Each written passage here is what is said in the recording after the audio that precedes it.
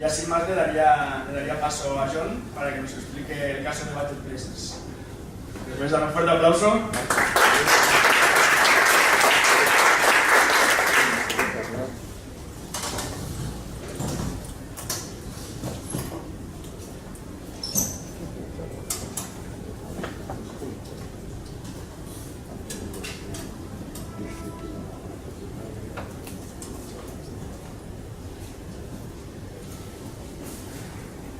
Muchas gracias, Julián.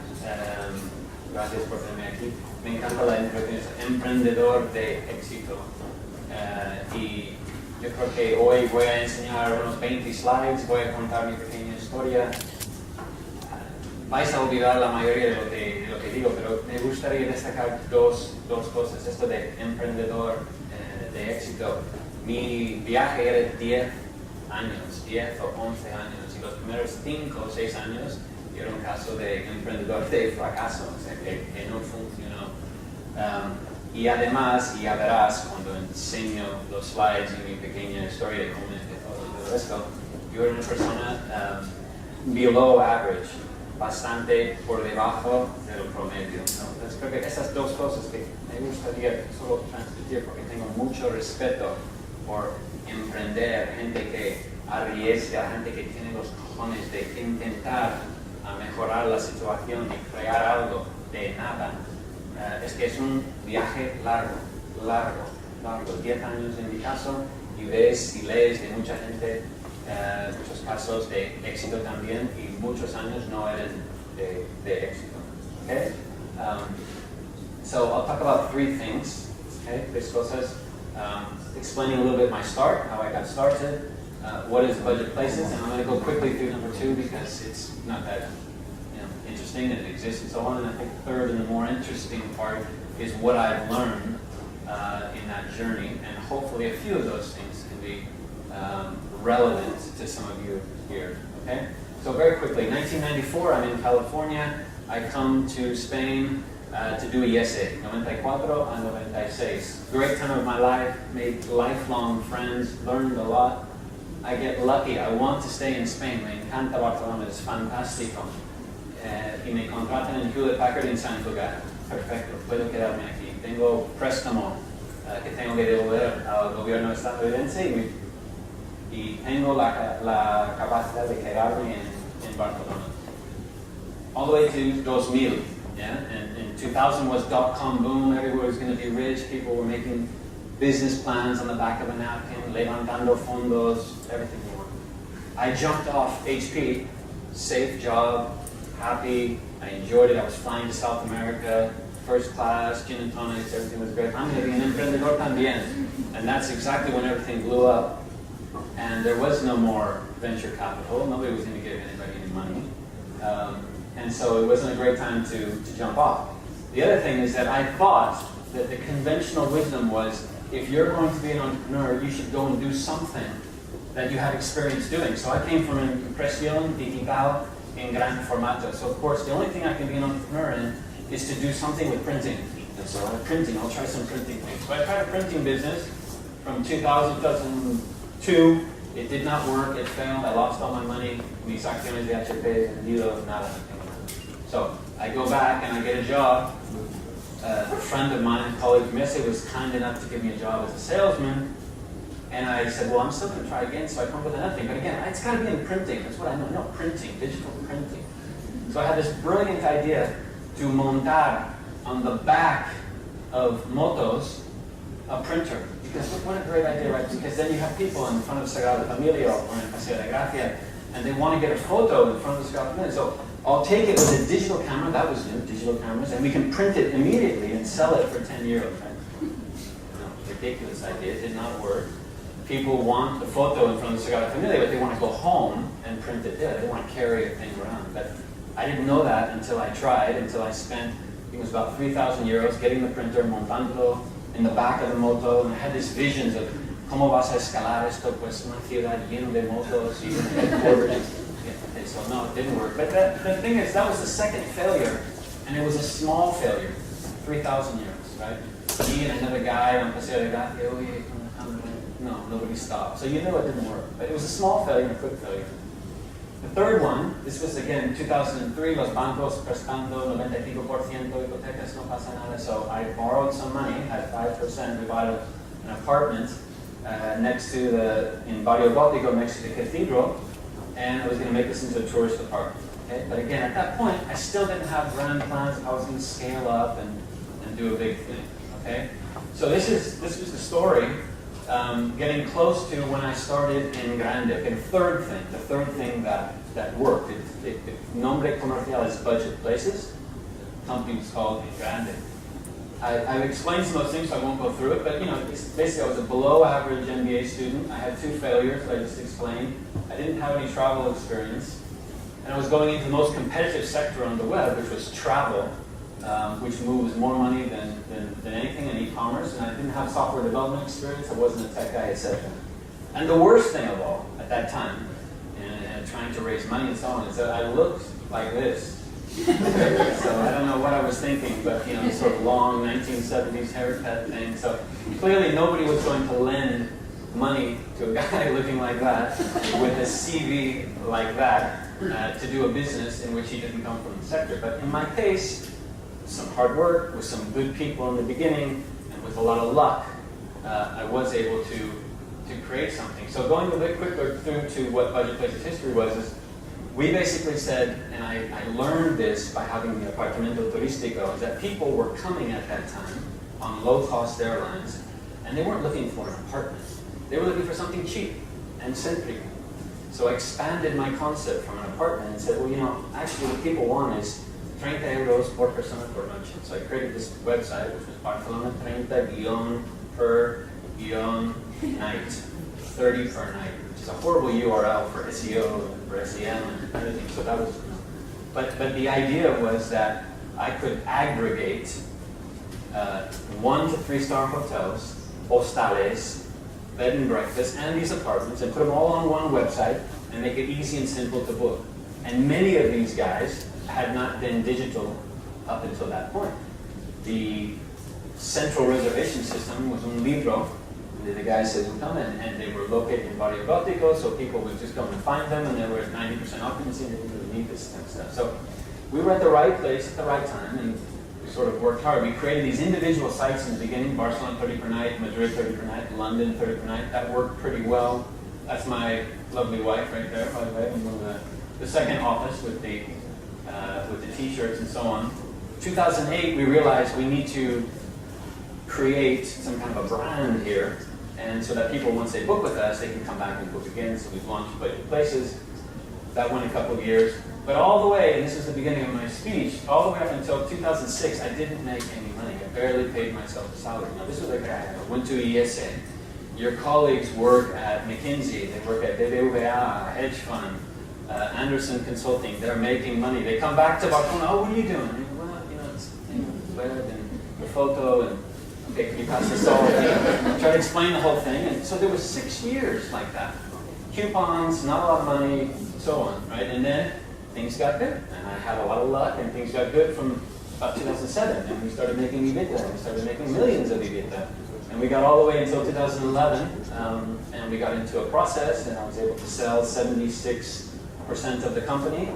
At that point, I owned 100% of it, so I took to a private equity company in London called Palomar Capital Partners for cash out, and I'm still on the board, and it's a company with good future and so on. But that's a little bit of my journey, which at the end worked out very well. I had a lot of luck, but there was some lean years in there. Okay, so that's my start.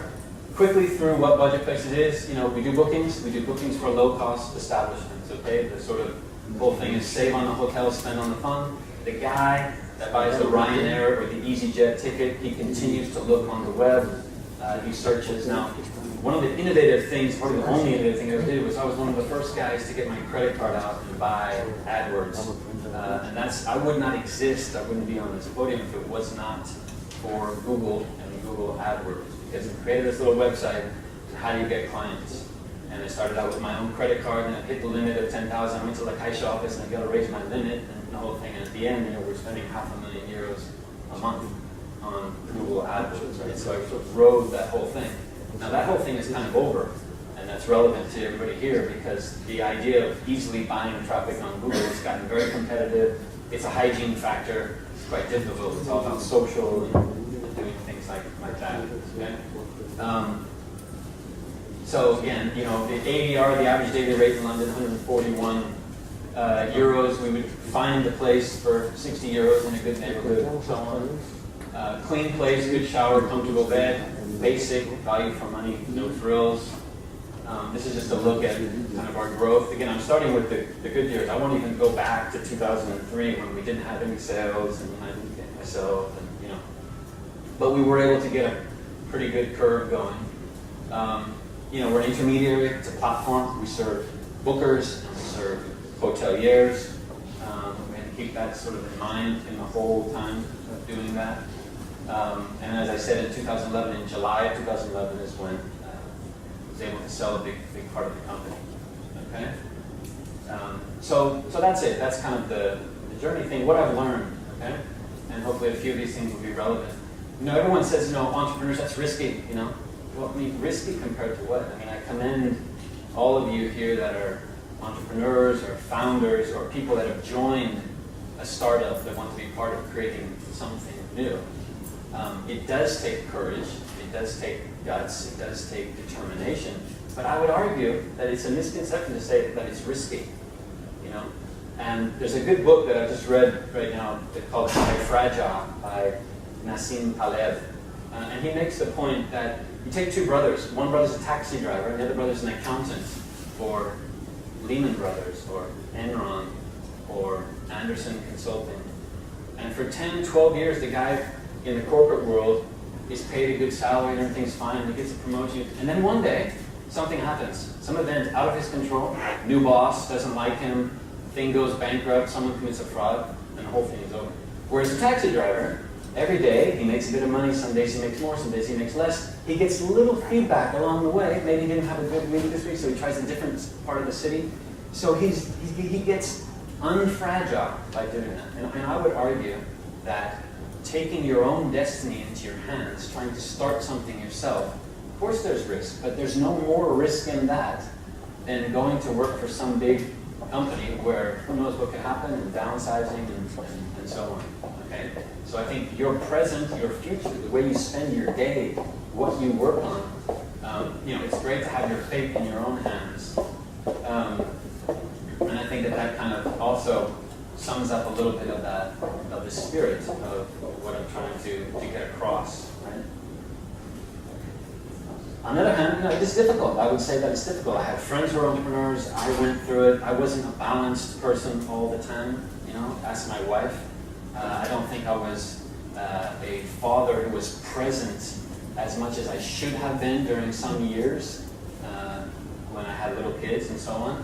It's very hard. It's hard to balance all of these things, and I'm sure a lot of you are going through that stuff now. So I think that's a pretty good example of that. You know, pick 3 or 5, because you can't be Superman or Superwoman and be fit and be in shape and meet your friends all the time and be a great father and do this stuff.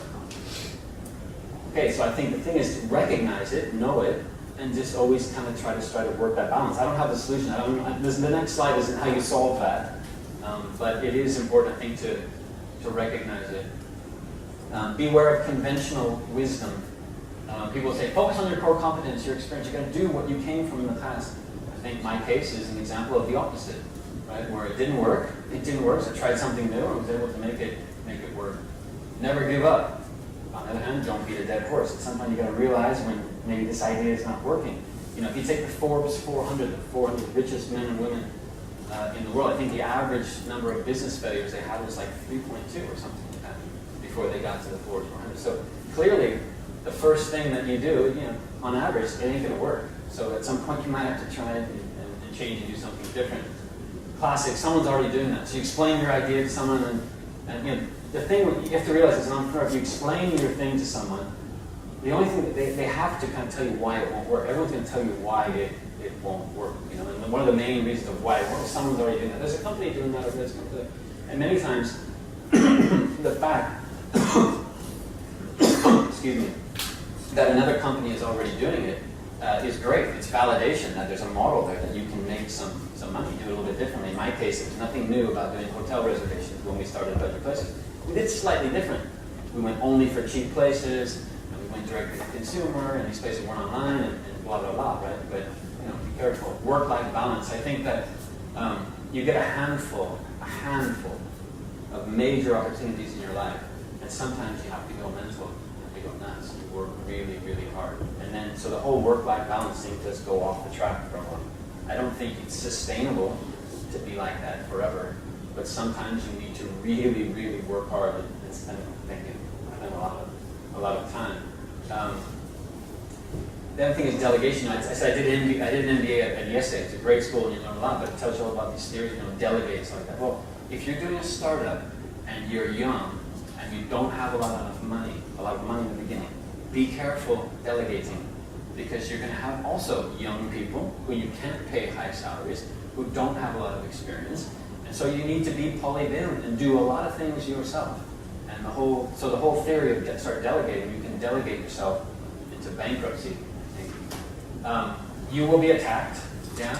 I had probably the first guy that worked with me, the first guy that was kind enough to take a risk. And no, I actually didn't have a risk because he didn't have a job at the time. But he came and joined me, and we worked hard together. And he was brave.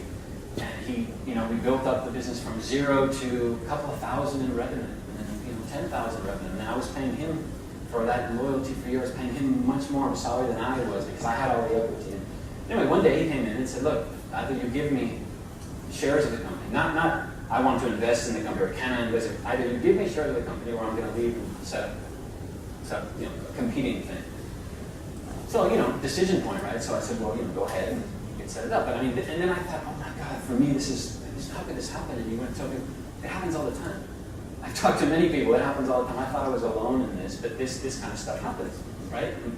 So competitors will copy you, employees will leave and copy your business, socialism for the winnings and capitalism for the losses. Things go well, people become jealous, and if you fail, people, that's part of it. That's part of it when you take the risk and put yourself out front to try to create something, okay? Now, but I think that the point that I make is, so what? Nobody really cares that much. The world has 7 billion people.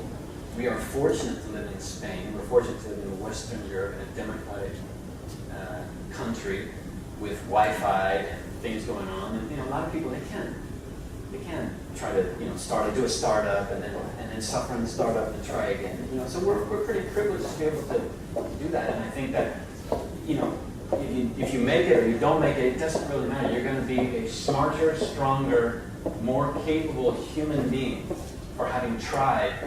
Trying is honorable than admirable.